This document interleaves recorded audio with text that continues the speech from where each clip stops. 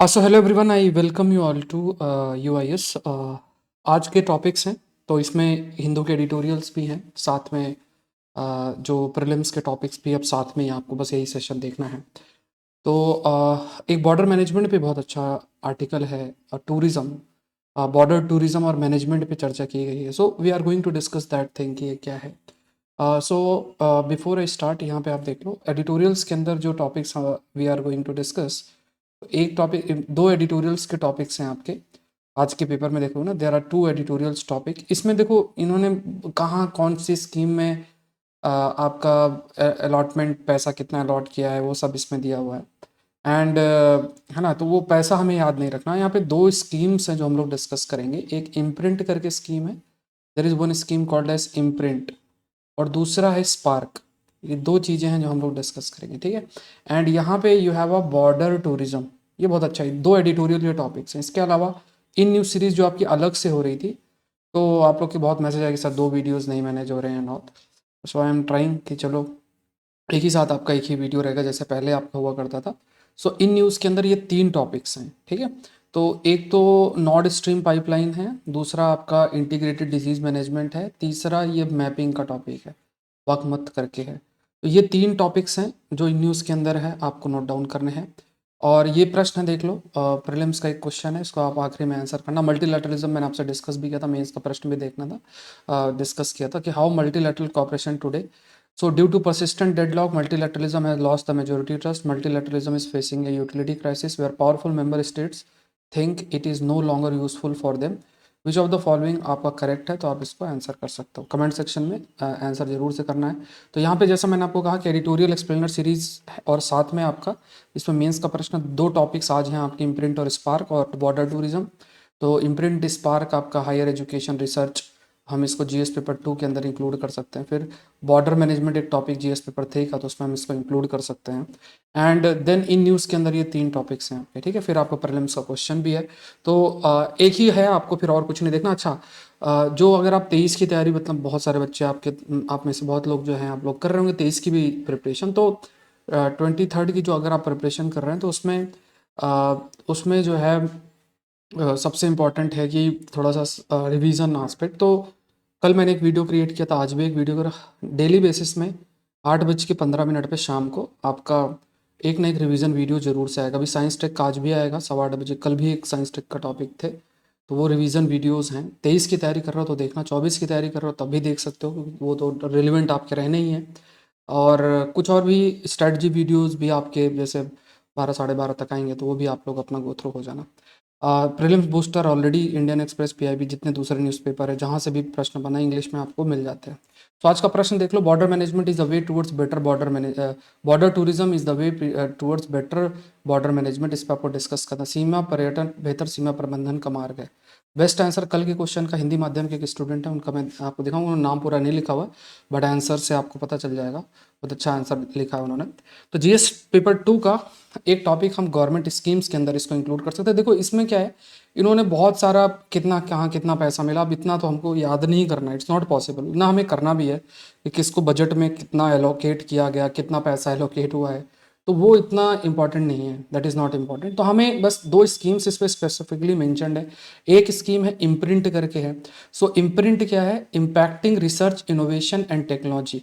अब ये देखो, ये क्या है, ये पहली चीज़ तो आपको सबसे पहले देखो, कोई भी स्कीम है सबसे पहले आपको ये जानना है। जैसे अगर आपसे अभी एक चीज़ न्यूज़ में है जिसे हम कहते हैं जीईएसी। जीईएसी बेसिकली किस मिनिस्ट्री के अंदर आती है, कमेंट सेक्शन में बताओ। ये पहले ही हमने डिस्कस किया था। तो पहले तो जो भी फेमस स्कीम है ना, उसकी मिनिस्ट्री आप थोड़ा सा याद जरूर से रखना, ये ध्यान में रखना। तो ये आपकी है, ये ministry of human resource development. And इसमें क्या है कि जो रिसर्च नॉलेज है उसके माध्यम से, मतलब मान लो यूनिवर्सिटीज़ के अंदर बहुत सारा रिसर्च और सब कुछ होता है, तो उस रिसर्च नॉलेज के बेसिस पे टेक्नोलॉजिकल डेवलपमेंट हम कैसे करें, कैसे प्रोडक्ट प्रोसेस बनाएं जो कि एक तरीके से समाज के लिए बेनिफिशियल हो। तो ये एक ऑब्जेक्टिव है रिसर्च इनोवेशन टेक्नोलॉजी या impacting research innovation technology, imprint की जब हम बात करें। तो ये कब लॉन्च हुई, 2015 के द्वारा, 2015 ऑनरेबल प्राइम मिनिस्टर ने जो है उनको लॉन्च की है। एंड इस पे फिर आपका इम्प्रिंट 2 भी है, ये मतलब इम्प्रिंट 1 के बाद इम्प्रिंट 2 लॉन्च की गई 2018 के अंदर। अब इसमें जो इसको मैनेज करने की जिम्मेदारी है that is of science and engineering research board की जिम्मेदारी आपकी बन जाती है। तो यहाँ पे जो इम्प्रिंट है, इम्प्रिंट के बाद इम्प्रिंट 2 लेकर आए, और इसमें भी फोकस यही किया गया है कि किस तरीके से जो है जो टेक्नोलॉजीज़ हैं उसको डेवलप किया जाए रिसर्च डेवलपमेंट के माध्यम से, जिसका वाइडर एप्लीकेशन हो, साथ में जो यूज़र हैं उनके लिए और आसानी हो, समाज के परिवर्तन के लिए चीज़ें अच्छी आएँ, टेक्नोलॉजी बेस्ड प्रोडक्ट आपके सामने आएँ। और इसमें और थोड़ा सा बेटर पार्टिसिपेशन, बेटर कोऑपरेशन बड़े बड़े संस्थाओं के बीच में, कोलैबोरेशन, इंडस्ट्रीज़ के साथ कोलैबोरेशन, इस पर भी आपका फोकस किया गया है। इम्प्रिंट 2 थोड़ा और वाइडर स्कोप में इस चीज़ को रखा गया। इस स्कीम को देखने के लिए, इसको इम्प्लीमेंट करने के लिए आपका जो संस्था है that is department of science and technology के अंदर जो science and engineering research board है, इसकी रिस्पॉन्सिबिलिटी है। तो science and engineering research board की जिम्मेदारी इस स्कीम को इम्प्लीमेंट करने की। फिर आपकी एक स्कीम आती है जिसे हम स्पार्क बोलते हैं, ये भी आपका इसमें मेंशन है। तो इसका फुल फॉर्म क्या है? Scheme for promotion of academic research collaboration. ये भी मिनिस्ट्री ऑफ ह्यूमन डेवलपमेंट के अंदर ही है, मतलब जो ministry of human resource development है उसके अंदर है। अब इसमें भी देख, ये बेसिकली क्या है कि इसमें जो इकोसिस्टम है रिसर्च का, खासतौर से हायर एजुकेशन इंस्टीट्यूशन, मान लो JNU, IITs, बड़ी बड़ी जो संस्थाएं और भी जो संस्थाएं हैं, कि इसमें एकेडमिक और रिसर्च का कोलैबोरेशन होना, इंस्टीट्यूशंस और बेस्ट इंस्टीट्यूट, मान लो JNU है, जैसे आप ये देखो, ये भारत के स्टूडेंट है, ये बाहर के स्टूडेंट है, मतलब दूसरे देशों के स्टूडेंट है, तो यहाँ पे इनके मतलब कोलैबोरेशन इस्टेब्लिश करना। क्योंकि रिसर्च क्या है, अगर मान लो कोई एक वायरस पे भी रिसर्च कर रहा है या किसी भी टेक्नोलॉजी पे रिसर्च कर रहा है, तो दूसरे देश की यूनिवर्सिटी के साथ अगर हम कोलैबोरेट करेंगे तो बेटर अंडरस्टैंडिंग हो इंक्रीज होगी, और हम फिर उसी हिसाब से आगे बढ़ पाएंगे। तो एक बेटर अंडरस्टैंडिंग होगी, सारी चीज़ें होंगी। तो ये चीज़ आपको ध्यान में रखना है। तो यहाँ पे आपको क्या पॉइंट समझना है, what you have to understand is कि खास तौर से जो बहुत इंपॉर्टेंट आपके लिए बन जाता है कि किस तरीके से जो हमारे हायर एजुकेशन इंस्टीट्यूशंस हैं उनमें रिसर्च को इम्प्रूव किया जा सके, उसके इकोसिस्टम को इम्प्रूव किया जाए, और रिसर्च में अगर कोलैबोरेशन की ज़रूरत है तो दूसरे जो देश हैं उनके साथ भी हम उनकी संस्थाएं या हमारी जो बड़ी संस्थाएं आपस में कोलैबोरेट कर सकती हैं। तो इंडिया के रिसर्च इकोसिस्टम को इम्प्रूव करना हायर एजुकेशन का, ये आपका फोकस किया गया है, जिसमें जो टॉप 100 संस्थाएं हैं, जो रैंकिंग होती है NIRF, जिसमें प्राइवेट संस्थाएं भी इंक्लूडेड हैं, तो यहाँ पे उन्हें कोलैबोरेट करने का मौका मिलेगा जो बेस्ट संस्थाएं हैं विश्व की। तो हम उनसे सीखेंगे भी, हमारे रिसर्चर्स हैं, हमारे जो कार्य कर रहे हैं हायर एजुकेशन के अंदर, वो दे विल ऑल्सो लर्न दूसरे जो लोग हैं उनसे। सो ये आपको ध्यान में रखना है।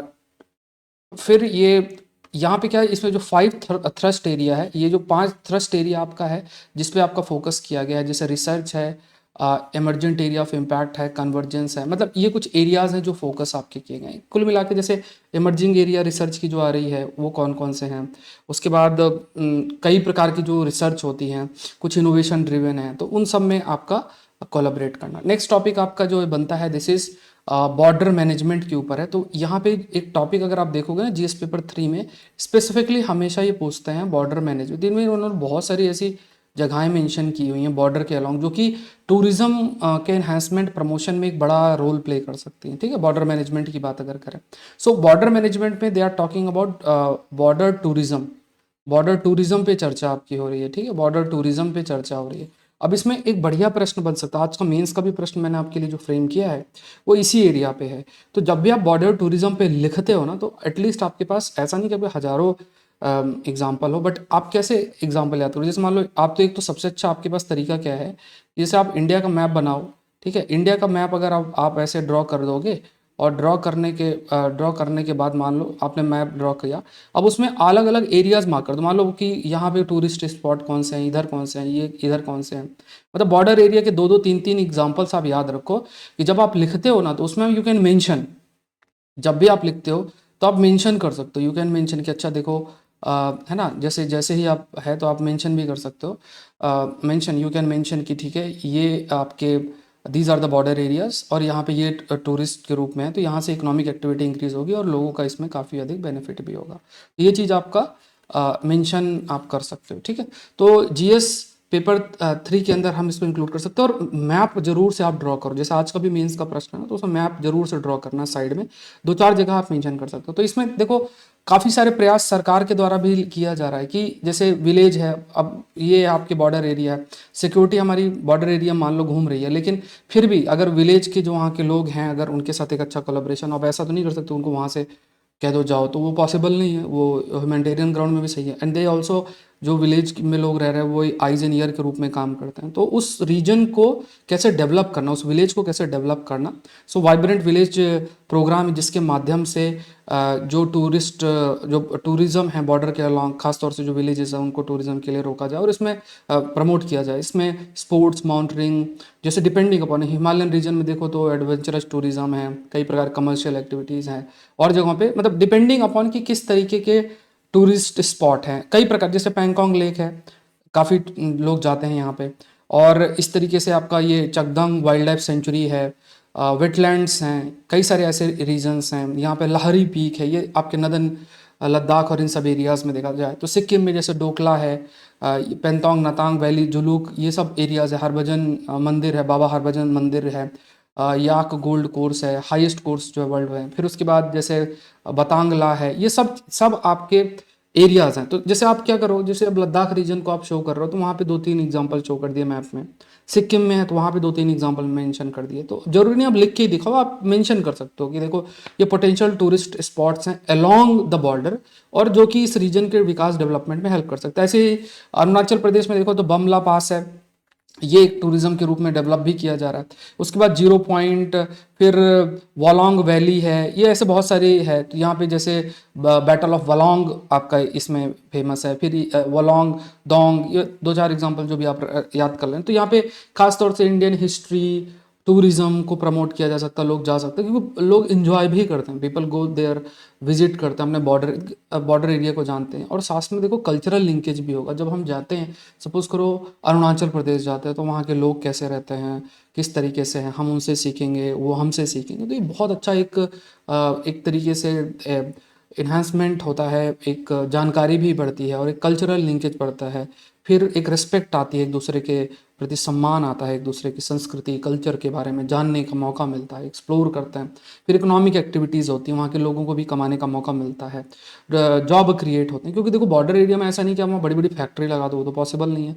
टूरिज्म ही एक ऐसा एरिया है जहाँ पे उन रीजन का विकास कर सकते हो, डेवलपमेंट हो सकता है। फिर हमारे सोल्जर्स मान लो बॉर्डर एरिया में हैं तो वहाँ भी जब देखते हैं लोग नए अपने आ रहे हैं तो एक अलग प्रकार का उनका भी आप कह सकते हैं कि जो एक आइसोलेशन वाली फीलिंग होती है वो भी दूर होती है कि अच्छा चलो काफ़ी सारे लोग आ रहे हैं, आना जाना लगा हुआ है, कभी किसी के साथ अपना एंगेजमेंट हो, मतलब एक एक तरीके से ओवरऑल उस पूरे इकोसिस्टम, बॉर्डर एरिया का जो पूरा इकोसिस्टम है उसके विकास के लिए बहुत एक रोल प्ले किया जा सकता है, टूरिज्म की बात कर सकें। अब इसमें देखो ये भी देखना है कि अभी फिलहाल के लिए जैसे मान लो आर्मी के लोग हमारे रहते हैं या सेंट्रल आर्म पुलिस फोर्स के लोग हैं, तब उन्हीं को कोई ना कोई सर्विस प्रोवाइड करना रहने का या कुछ इस प्रकार से, तो उसी से लाइवलीहुड वहाँ के लोगों का भी चलता है। थोड़ी बहुत एक्टिविटीज, जैसे कई जगह पे आप जाओगे तो आर्मी के जो क्लॉथ्स है वो मिलेंगे, जूते हैं, बहुत सारी ज़रूरत होती है, बड़ी फोर्सेस जो होती हैं तो और भी उनकी ज़रूरतें होती हैं, है खाना पीना कपड़े ये सब चीज़ें, तो वो उनकी शॉप्स बन जाती हैं, तो वहाँ पे उन शॉप्स के माध्यम से लाइवलीहुड चलते हैं। बट यहाँ पे क्या है, जब टूरिज्म होगा तो टूरिज्म से अपने हाउस को, जैसे आज के समय वर्क फ्रॉम होम कंसेप्ट है कि आप जाओ वहाँ रहो काम करो, इंटरनेट बस चाहिए, या फिर और भी कई प्रकार के कंसेप्ट है, जैसे हाउस रेंट में देना कुछ समय के लिए, या और भी जैसे अगर हम स्टेप लेते हैं कि किसी भी समय ऑल वेदर रोड्स हैं, rest houses, rest room, fuel pumps, ये सब इंफ्रास्ट्रक्चर डेवलप करते हैं, तो वहाँ लोगों के बीच में कनेक्टिविटी भी डेवलप होगी, साथ में टूरिज्म भी आपका जो है प्रमोट होगा, लोग जाएंगे और इससे उस रीजन का भी काफ़ी अधिक डेवलपमेंट होगा। तो ये है, लेकिन ये थोड़ा सा जरूर से हमें देखना पड़ेगा कि जब आप इस प्रकार की एक्टिविटी करते हैं, आप जब इंफ्रास्ट्रक्चर डेवलपमेंट करते हैं, हिमालयन रीजन का example, it's a very highly eco sensitive zone, तो ऐसा ना हो कि हम इंफ्रास्ट्रक्चर ऐसे बना दें, रोड इतना चौड़ा करने की कोशिश करें कि वहाँ की जो स्लोप है दैट इज़ अफेक्टेड, गंदगी हो रही है। टूरिज्म में टूरिस्ट जो है उनका भी बड़ी जिम्मेदारी होती है कि साफ़ सफाई रखना, ये सब चीज़ें। तो ये कुछ ऐसे स्टेप्स हमें लेने पड़ेंगे बॉर्डर एरिया मैनेजमेंट के लिए कि टूरिज्म एक बड़ा रोल प्ले कर सकता है, बट हाँ इकोलॉजिकल कंटेक्स्ट में हमें उसका देना है। कल मैंने आपसे ये टॉपिक 8:15 डिस्कस किया था इसी चैनल के अंदर। अगर आप 23 की तैयारी कर रहे हो तो ये टॉपिक्स हैं, इसके अलावा 5 और टॉपिक्स थे, टोटल 7-8 टॉपिक्स थे, ठीक है। तो आज भी 8:15 में आपको वीडियो मिल जाएगा। एम क्या है कि आप लोग जो है ये रिवाइज कर लो, साइंस एंड टेक्नोलॉजी के टॉपिक्स हैं और ऐसे टॉपिक्स हैं जो आपको जैसे आसानी से नहीं देखने को मिलते हैं, तो आपको प्रॉपर तरीके से ध्यान में रखना है इसको। नोट्स बनाते रहना, डेली बेसिस में एक ना एक वीडियो रिवीजन का आएगा, चाहे साइंस टेक का हो, पॉलिटी का हो। तो मंडे टू सैटरडे आपको रोज 8:15, 8, 8:15, 8:30 के बीच में वो वीडियो आपको जरूर से मिलेगा, ठीक है। और जैसा मैंने आपको कहा कि अभी एडिटोरियल एक्सप्लेनर सीरीज और इन न्यूज़ सीरीज ये सब कंबाइंड है, मतलब अब एक ही वीडियो होगा। अब आप लोग के बहुत सारे मैसेज आए कि सर इट्स वेरी डिफिकल्ट कि हम 2 में नोट डाउन करें, बट उसका भी एक अलग ऑब्जेक्टिव था। लेकिन ठीक है, जैसे हम लोग पहले कर रहे थे वैसे ही वी विल प्रोसीड। एंड अब कोई भी ऐसा कोई बदलाव नहीं होने वाला है। तो यहाँ पे एडिटोरियल्स भी हैं। कई बार क्या होता है, एडिटोरियल्स एक्सप्लेनर से भी बहुत सारे आ जाते हैं। आज जैसे देखोगे तो 2 एडिटोरियल्स है, कल देखोगे 7-8 टॉपिक्स आपके एडिटोरियल एक्सप्लेनर सीरीज़ के अंदर ही हो गए थे, ये है। तो यहाँ पे फिर भी वी विल इंक्लूड कि जो और भी न्यूज़ हैं जहाँ पे प्रीलिम्स के प्रश्न बन सकते हैं, वो भी एक ही वीडियो में। तो आपको एक ही वीडियो देखना है जिसमें editorial, explainer series, in news series, everything is there, ठीक है। तो एक ही वीडियो के अंदर आपको सारे मिल जाएंगे। थोड़ा सा वीडियो अगर एक्सटेंड भी हो जाता है that is not the issue. Let's move to the next topic. अच्छा, यूआई इस चैनल को जरूर से सब्सक्राइब करें। इस सेशन का जो पीडीएफ है वो आपको Saurabh Pandya academy Telegram channel पे मिल जाएगा। एक आपको फोल्डर भी है तो उसमें भी पीडीएफ मिल जाएगा, तो दोनों में से आप कर लेना। आंसर आप अपने ज़रूर से पोस्ट करो जो मैं आपको प्रोवाइड करता हूँ, question that I provide you, तो आप आंसर अपना जरूर से पोस्ट करो, ठीक है। आज भी देखने का अच्छा आंसर लिखा है, अब लास्ट में I will show you. Next देखो, यहाँ पे एक चर्चा हो रही है इंटीग्रेटेड मेडिसिन सिस्टम की, ठीक है। इंटीग्रेट, तो यहाँ पे जीएस पेपर 3 का ये टॉपिक है, हेल्थ के अंदर हम इसको इंक्लूड कर सकते हैं। सो इंटीग्रेटेड, देखो नाम से ही पता चलता है। तो इंटीग्रेटिव मेडिसिन क्या है? अब इसमें क्या है कि जब हम मेडिसिन, एक जैसे मान लो आप बीमार होते हो, तो बीमार होते हो, दवा लिया, बैक्टीरिया वायरस जैसे भी अफेक्ट, और दवा लिया, सही हो गए। इंटीग्रेटेड मेडिसिन क्या है? आयुर्वेदिक, एलोपैथी, होम्यो, मतलब डिपेंडिंग अपॉन आपका mind, body, physical, emotional, mental, spiritual, हर एक हेल्थ को ध्यान में रख के और फिर कॉम्बिनेशन ऑफ थेरेपीज जो है वो फॉलो की जाती है। तो यहाँ पे क्या है कि कन्वेंशनल अप्रोच नहीं कि सिर्फ आपने दवा दिया और दवा देने के बाद हो गया, सारा सही हो गया, ऐसा नहीं। You have to focus on every aspect, जितना भी आपका है हर एक एस्पेक्ट पे आपको फोकस जो है वो करना है। मतलब आप mind health, mental health, body, soul, physical, emotional, mental, हर एक एस्पेक्ट पे फोकस करना। तो इसमें कई चीज़ें हैं, जैसे कई प्रकार के हैं। अब देखो यहाँ पे एक्यूपेंचर और चाइनीज़ है, ताई चाय प्रैक्टिशनर, योगा, मसाज, बहुत सारे ऐसे हैं। तो यहाँ पे सिर्फ ऐसा नहीं कि आप सिर्फ एलोपैथी पे निर्भर कर दो, बहुत सारे डिफरेंट एरियाज हैं जहाँ पे उस मेडिसिन का इस्तेमाल किया जाता है ओवरऑल हेल्थ को इम्प्रूव करने के लिए। नेक्स्ट देखते हैं, open road to Russia if they capture Bakhmut. अगर इफ़ दे कैप्चर बखमत तो ये वार्न किया गया है। अब इसमें हमें थोड़ा मैपिंग के लिए जानना है कि अगर ये रीजन न्यूज़ में है, मैपिंग का एक एरिया ये प्रीलिम्स के अंदर आपका बन जाता है। तो यहाँ पे देखो कि यहाँ पे ये रशिया के हैं, उन्होंने कहा कि उन्होंने कैप्चर किया ईस्ट बैंक ऑफ बखमट करके एक जगह है। तो यहाँ पे मैप में आप देख लो, ये बखमट है। देखो ये रीजन न्यूज़ में, सॉलिडर न्यूज़ में है। ये देखो रिवर वूवर और ये सब करके जाना, ठीक है। जैसे मान लो सी ऑफ अजो है, अब आपको पता होना चाहिए इधर कंट्री कौन सी है। जो ब्लैक सी है, ब्लैक सी के चारों तरफ कौन कौन सी कंट्री आपको पता होना चाहिए। और ये रिवर है, ठीक है, ये जो है ये रिवर है, तो नेप्रो रिवर है, इसके बारे में जानना चाहिए। तो ये आसपास की कंट्रीज़ के बारे में, जैसे मान लो इधर रोमानिया है, मतलब कौन सी कंट्री यूक्रेन को सराउंड करती है। तो इधर रशिया है, इधर बेलारूस है, इधर रोमानिया है, सपोज दिस इज़ रोमानिया, ये मोल्डोवा है, ठीक है। ये ब्लैक सी है, सी ऑफ अजो है, निप्रो रिवर है, दिस इज़ निप्रो रिवर है, ये रशियन रिवर। तो ये सॉलिडर है, बखमुत है। तो ये आपका यू कैन सी, तो ये दोनों रीजन्स न्यूज़ में है। तो जो वाटर बॉडीज़ है उसके बारे में भी आपको पता होना चाहिए, जो वाटर बॉडीज न्यूज़ में है ना, that also you should know. Next देखते हैं, नेक्स्ट जो है ये आपका नॉर्ड स्ट्रीम के ऊपर, एक छोटा सा न्यूज़पेपर ही में ही आया है, नॉर्ड स्ट्रीम के ऊपर है, जिसमें ये बात बोली गई, इट हैज़ बीन हाईलाइटेड कि मतलब ये चीज़ भी आपको जानना है कि हाईलाइट ये की गई है यूक्रेन के द्वारा कि उन्होंने नॉर्ड स्ट्रीम पे नुकसान नहीं पहुंचाया। जैसे कुछ समय पहले ही नुकसान हुआ था, तो यहाँ पे अगर आपको पिक्चर देखोगे, यहाँ से ये है, तो यहाँ से ये गैस रिलीज़ हो रही थी, तो काफ़ी ज़्यादा मीथेन गैस भी रिलीज़ हुई थी। मीथेन गैस वॉज रिलीज, ठीक है। तो मीथेन गैस क्या है? एक ग्रीन हाउस गैस भी है, ये भी आपको याद रखना है। तो देखो नॉर्ड स्ट्रीम पाइपलाइन है, पूरा युद्ध इसी चक्कर में चल भी रहा है कि रशिया ये यहाँ से इस रीजन से लेके और ये पाइपलाइन, तो इधर ये जो ये है ये नॉर्ड स्ट्रीम में है, ऊपर नॉर्ड स्ट्रीम 1 है। अब देखो इस पाइपलाइन के बनने से यहाँ पे पूरा जर्मनी तक ये पाइपलाइन आपकी जा रही है, और ये देश लैटविनिया, एस्टोनिया, लिथुआनिया, ये सारी पाइपलाइंस है। कमेंट सेक्शन बताओ ये वाटर बॉडी का नाम क्या है, what is the name of this water body. तो देखो ये जो है अलग अलग है। तो बेसिकली अगर if will see these are the ये एक तरीके से आपकी पाइपलाइंस हैं। अब इसमें जनरली देखो रशिया क्या है, इस पाइपलाइन के माध्यम से गैस सप्लाई कर रहा था। यूएस को ये है चिंता इस चीज़ की थी कि यार ये अगर रशिया इतना गैस सप्लाई करेगा तो जो डिपेंडेंसी है रशिया के ऊपर नेचुरल गैस और इनके लिए वो बहुत बढ़ जाएगी। और इसका बेनिफिट रशिया को बहुत अधिक मिलेगा, इन्फ्लुएंस, क्योंकि रशिया का जो इन्फ्लुएंस है वो बढ़ेगा। इस चीज़ का यूएस को बहुत चिंता भी थी। साथ में जैसे मान लो यूएस भी अपनी शेल गैस और इस सब को सेल करना चाह रहा था, तो खासतौर से यूरोप ही बड़ा मार्केट था।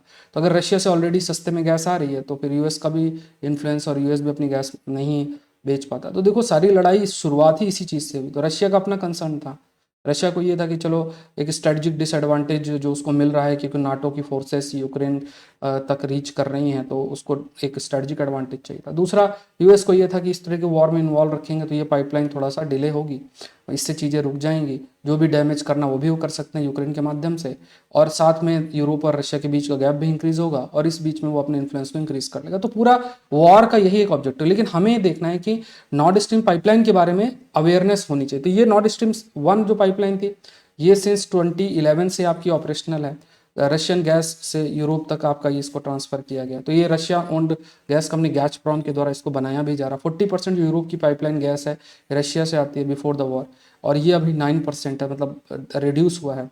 कंस्ट्रक्शन काफ़ी रहा है। अब यहाँ नॉर्थ स्ट्रीम भी का भी कंस्ट्रक्शन 2021 के अंदर है हुआ है, बट इसका जो ऑपरेशनल आस्पेक्ट है वो काफ़ी अफेक्ट हुआ है वॉर की वजह से, वी कैन से।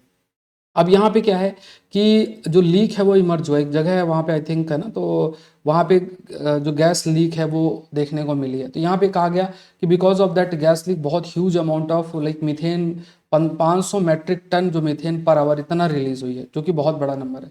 और ये जो मीथेन है, मीथेन की अगर हम बात करेंगे, सो ये मीथेन जो गैस है, दिस मीथेन गैस की भी अगर हम बात करें, when you talk about the methane, methane भी क्या है, it is also a gas, it is also green house gas, जिसका इम्पैक्ट ग्लोबल वार्मिंग के लिए भी होता है, जिसका ग्लोबल वार्मिंग में भी आपको इम्पैक्ट देखने को मिलता है। ठीक है, तो ये कुछ पॉइंट्स जो है वो आपको ध्यान में रखना है। अच्छा, जो कल मैंने आपको प्रश्न दिया था उसमें से ये आंसर सेंड किया गया है, तो आप देख लो। तो आपको अपने आंसर को पोस्ट करना है Saurabh Pandey Unacademy Telegram channel के अंदर पोस्ट आपको अपना आंसर करना है। ये टेलीग्राम चैनल है और लिंक आपको नीचे मिल जाएगा कमेंट सेक्शन में। तो यहाँ पे देखो ये प्रश्न है समुद्री जैव विविधता राष्ट्रीय क्षेत्र के, मतलब बीबीएनजे के ऊपर ये प्रश्न है, तो जो मैंने आपके लिए फ्रेम किया था और इस पर आपको व्याख्या करना है। तो इन्होंने पूरा एक्सप्लेन किया हुआ है। ठीक है, तो इसका आंसर मैं कम्युनिटी पोस्ट में डाल दूंगा इनका। तो देखो यहाँ पे बढ़िया तरीके से प्रेजेंटेशन है और एक आंसर में बहुत अच्छा फ्लो है, अगर आप देखोगे ना बहुत अच्छा फ्लो भी है, तो इसको आप लोग गो थ्रू जरूर से हो। अब मेंस का क्वेश्चन और प्रीलिम्स का क्वेश्चन देखते हैं। तो अनअकैडमी से आप जुड़ सकते हैं। अगर आप आईएएस एग्जाम की तैयारी कर रहे हैं तो अनअकैडमी की वेबसाइट पे जाना है, यूपीएससी सीएससी सेलेक्ट करना है, प्लस का सब्सक्रिप्शन आपको लेना है। तो कल आज 4 बजे आपकी स्पेक्ट्रम की फ्री क्लास है, तो लिंक मैं आपसे शेयर कर दूंगा। तो स्पेक्ट्रम का हमारा डिस्कशन चल रहा है, तो उसको आप लोग जरूर से गो थ्रू होना है। अभी ऑफलाइन के बैचेस भी ओपन हो गए हैं, ऑफलाइन के बैचेस भी आपके ओपन हो रहे हैं अप्रैल 3 से, तो ये आप ध्यान रखें। फिर ये बैचेस भी 16 मार्च से स्टार्ट हो रहे हैं। तो ये सारे जितने भी टॉप एजुकेटर्स के बैचेस हैं सब कुछ है, इसको आप एक्सेस कर सकते हैं। तो अनअकैडमी की वेबसाइट पे जाओ, यूपीएससी सीएससी सेलेक्ट करो, you have to take plus subscription, आप ज्वाइन कर सकते हैं। कोड यूज़ करना है, दैट इज SPLIVE, और फिर आप ज्वाइन कर सकते हैं। देखो प्रीलिम्स का प्रश्न देख लो, मल्टीलैटरलिज्म पे स्टार्टिंग में मैंने क्वेश्चन का रीड किया था, कमेंट सेक्शन में इसका आंसर आपको देना है। ठीक है, प्रीलिम्स बूस्टर सीरीज के अंदर ऐसे बहुत सारे टॉपिक्स आपके जो सुबह 7 बजे आता है तो कवर्ड हैं, तो आप लोग उसको गो थ्रू। कमेंट सेक्शन में let us know what will be the answer of this question. Multilateralism पर हमारी चर्चा हुई है काफ़ी डिटेल में। तो ये टाइमिंग आपकी सेशन की है कि देखो session first I read the paper, slides prepare होती हैं, फिर उसके बाद रिकॉर्ड करके फिर आपको लाइव हो जाता है सेशन। ठीक है, तो सारा इसमें एडिटोरियल इन न्यूज़ सारा एस्पेक्ट कवर्ड है एक ही वीडियो के अंदर। प्रीलिम्स मेंस दोनों चीज़ें, एवरीथिंग इज बीइंग कवर्ड। इसके अलावा आपको कुछ भी नहीं करना है। 7 AM की सीरीज़ है, बस उसको गो थ्रू होना, जिसमें अलग अलग दूसरे न्यूज़पेपर से जितना भी कंटेम्प्रेरी इशूज है दैट इज देयर। सो आज के लिए इतना ही। कमेंट सेक्शन में आप लोग बताएं कि आप लोग का प्रिपरेशन कैसे चल रहा है। थोड़ा सेशन को शेयर भी करें, पार्टिसिपेशन थोड़ा और अच्छा कर सकते हैं आप। UIS चैनल को जरूर से सब्सक्राइब करें। Thank you everyone, thank you.